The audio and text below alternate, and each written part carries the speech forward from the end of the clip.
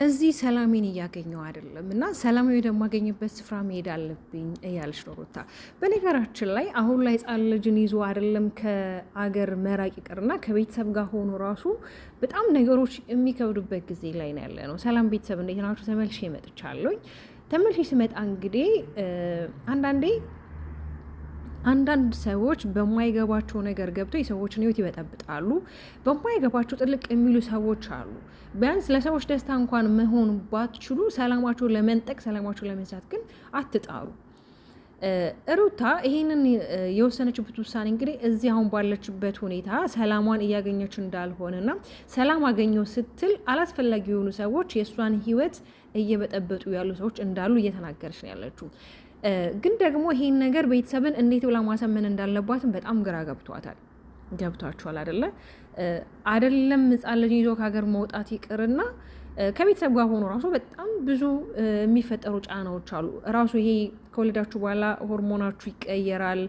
ራሱ ልጅ የራሱ የሆነ ጊዜ አለው ለሱ የምትሰጡት። ብቻ ብዙ ነገሮች አሉ። የወለዳችሁ ልጅ ያላችሁ ታውቁታላችሁ። ይህ ለእናንተ ምንም ማስረዳት አይጠበቀኝ። በተለይ ሕፃን ልጅ ያላችሁ፣ በተለይ ከቤተሰቦቻችሁ ተለይታችሁ ብቻችሁ ልጅ የምታሳድጉ ካላችሁ ይህ የምታውቁትና የምትረዱት ነገር ነው። ስለዚህ ቤተሰብን ብትነግራቸውም ቤተሰብ አይፈቅዱላትም። አይደለም ከሀገር ወጥታ ይቅርና አጠገባቸው ሆኗ እንኳን የሚሳሱላት ልጅ ናት። አይደለም እነሱ ቤተሰቦቿ ይቅርና እኛ በሶሻል ሚዲያ እንኳን የምናውቃት በጣም እንሳሳላት፣ በጣም የምንወዳት እህታችን ናት ሩታ ማለት ነው። ስለዚህ ይህ ነገር እየተፈጠረ ያለው በዙሪያው ያሉ ሰዎች ሰላሟን እየነሷት ነው። በየቀኑ የሚፈጠሩ ነገሮች አሉ። በየቀኑ እኛ ነገሮች ይስተካከላሉ፣ ተስማምተው አብረው ይሆናሉ ስንል ግን ነገሮች እኛ ከጠበቅናቸው በላይ መስመራቸውን እየሳቱ ነው እየሄዱ ያሉት። ገብቷቸዋል አይደለም?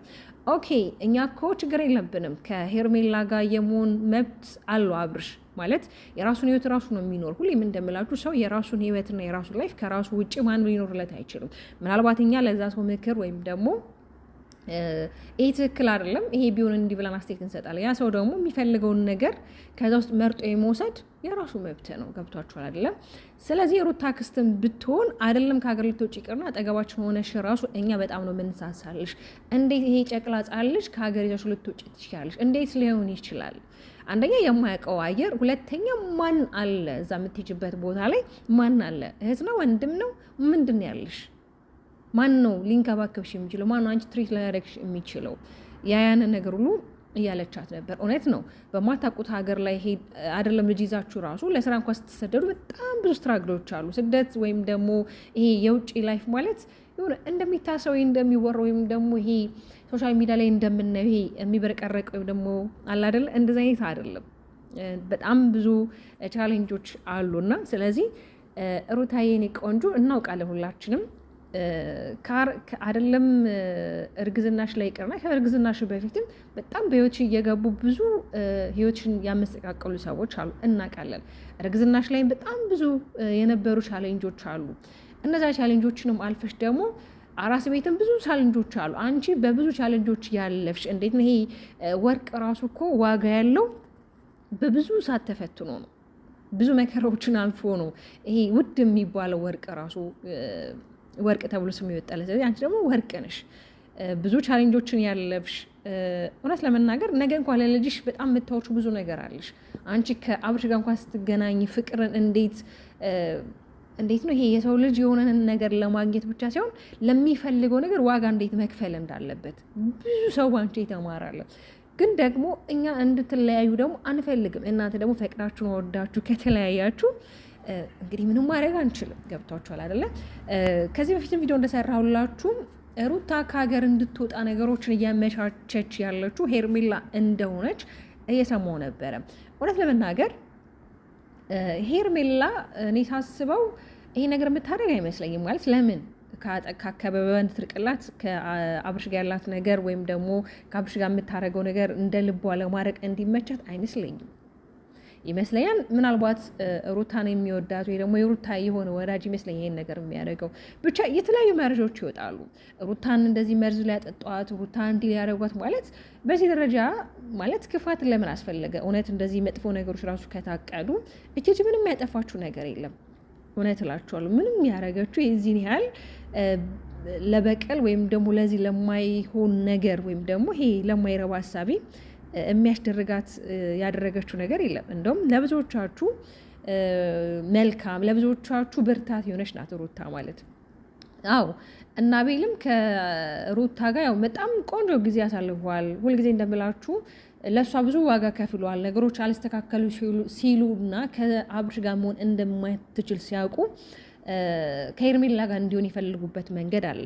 ግን ደግሞ እነሱ ስለፈለጉ ሳይሆን አብርሽ ስለፈለገ ነው የሚሆነው። እውነት ግን አሁን ከሄርሜላ ጋር ስታዩት አብርሽን ይሆን ደስተኛ ይመስላችኋል አይደለ? አንዳንዴ ይሄ ፊት ላይ የሚንጸባረቅ ይሄ አለ አይደለ ለማስመሰል የምታረጉት ሳቅና ደስታና ይሄ ውስጣዊ ደስታ ይለያል። የሰው ልጅ ከውስጡ ሲደሰት ልቡ ሲፈቅድ ውስጡ ሲያምን ነው እንጂ ይሄ የበቀል ደስታ ወይም ደግሞ ሰዎች ለማናደድ የምናደርገው ደስታ ያ ደስታ አይደለም። የሆነ አለ አይደለ አንዳንዴ ሰላማችሁን ለመምረጥ ብላችሁ ደስታችሁን የምትተውበት ጊዜ አለ። አሁን ለምሳሌ ሩታ ምንድን ነው ያደረገችው? ሰላሟን ነው የመረጣችሁ። ከደስቷ ይልቅ ሰላሟን ነው የመረጣችሁ። ለምን? ሰላም ነው የሚቀርበው። ሰላም ሲኖራችሁ ደስታ ሊኖራችሁ የሚችለው ገብቷችኋል አይደለ? ስለዚህ እኛ ኦዲየንሶች ወይም ደግሞ እንደ ተመልካች እንዴት ነው ቢያንስ የሰው ህይወት መበጥበጥ አስፈላጊ አይደለም ነው የምለው። በቃ ቢያንስ ሰላሟን ስጧት፣ ለልጅቷ ሰላሟን ስጧት። በቃ እሷ አሁን ላይ እየተናገረች ያለች ወይም ደግሞ ይሄ ከሀገር ለመውጣት እንድትወሰን ልጇን ይዛ ለመሄድ እያነሳሳት ያለው ይሄ የሰላም ጉዳይ ነው። በቃ አለ አይደለ ደስታዋ ሳይሆን ሰላሟ። የሰው ልጅ ከምን በላይ ሰላሙ ነው። ይሄ ደስታ ኖርማል ነገር ነው። በማንኛውም ሰዓት ትደሰታለች። በሆነ አጋጣሚ ደስታ ይሰማችኋል። ግን ደግሞ ሰላም ይሄ ሰላም ቀረፍት የምታገኙበት ነፃነታችሁን እንደፈለጋችሁ የምትሆኑበት የሆነ ሰላም ግድ ነው። ስለዚህ ሄርሜላ ብቺ የራሽን ላይፍ ብትኖሪ ብቺ ደግሞ በቃ አለ አይደለ አሁን የተለያዩ ነገሮች አሉ። ሩታና አቤልን አስደበደበቻቸው። ሄርሜላ እንዲህ ያደረገቻቸው። የሩታ ወንድሞች ሄርሜላን አስደበደቧት፣ አገቷት። የተለያዩ ነገሮች ይፈጠራሉ። ያን የሚያውቀው አዋቂው ባለቤቱ ነው። ገብቷቸዋል አይደለም? አዎ እኔ በጣም ደስ ከምትለኝ የሩታ አክስት ሁለቱም አክስቶቿ እኔ በጣም ደስ የሚሉኝ እንዴት ነው ይሄ እኩልነት አለ ሁለቱም ጋር በቃ አይደል? አዎ አብርሽ ጥፋተኛ ነው፣ ጥፋት የለበትም ማለት አይደለም። ግን እኮ እናንተ ችግራችሁን ተነጋግራችሁ መስማማት አለባችሁ። ለምን አብራችሁ አትሆኑ ነው አብዛኛው ጊዜ የሚሉት። ሩታ ደግሞ እኔ ታገልኩኝ፣ እኔ ብዙ ነገሮችን አደረኩኝ፣ እሱ ግን የሚመለሰው አይደለም። ጥፋትን በጥፋት ነው እያደረገ ያለው ነው።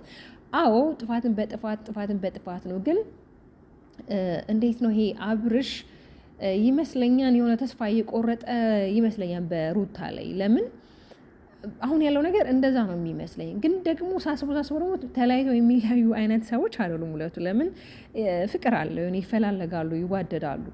ገብቷችኋል?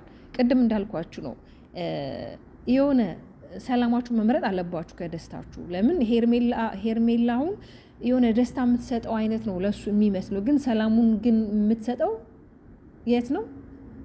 ሩታ ጋር ነው ያለው። አንደኛ አስባችኋል? አሁን ላይ በጣም የሆነ ቆንጆ ፍቅርን ቆንጆ ላይፍን የሚያሳልፉበት ጊዜ ነበር ከልጃቸው ጋር። በተለይ ይሄ ታይም አብርሽን የሚያመልጠው ጊዜ አልነበረም። ከልጁ ጋር ቆንጆ ጊዜ ማሳለፍ ያለበት፣ ከልጁ ጋር ብዙ እንጂ ማድረግ ያለበት፣ የልጁን ጠረን የልጁን በቃል አይደለ ነበር። ግን ያ ነገር አልሆነም። ገብቷችኋል አይደለም? በተለይ ባለፈው ቪዲዮ ላይ ህፃኑን ልጅ እንዳያችሁት በጣም ነው የሚያምረው። በነገሮች ላይ አብርሽን ነው የሚመስለው። አብርሽን ቆጭ ነው። እና እንግዲህ እግዚአብሔር አምላክ ልጃችሁንም በጥበብና በሞገስ ያሳድግላችሁ። እንደው ለልጃችሁ ብላችሁ ዋጋ ከፍላችሁ እንኳን ድጋሚ አብራችሁ የመሆኑ እድል ቢፈጠር በጣም ደስ የሚለው። ካልሆነም ደግሞ በያላችሁበት ሰላማችሁ መርጣችሁ በቃ አይደለ ይሄ ሳትነቋቆሩና ሳትበሻሸቁ ይሄ የበቀል አይነት ስሜት ሳታሳዩ እርስ በርሳችሁ መኖር ይቻላል አይደል? እንደ ቤተሰብ። ለማንኛውም ተመልሼ መጥቻለሁ። ሰብስክራይብ አድርጉ። ግን ሰብስክራይብ እያደረጋችሁ አይደለም። ሰብስክራይብ በማድረግ ቤት ሲሆን በያላችሁ በሰላማችሁ ይብዛ። ባይ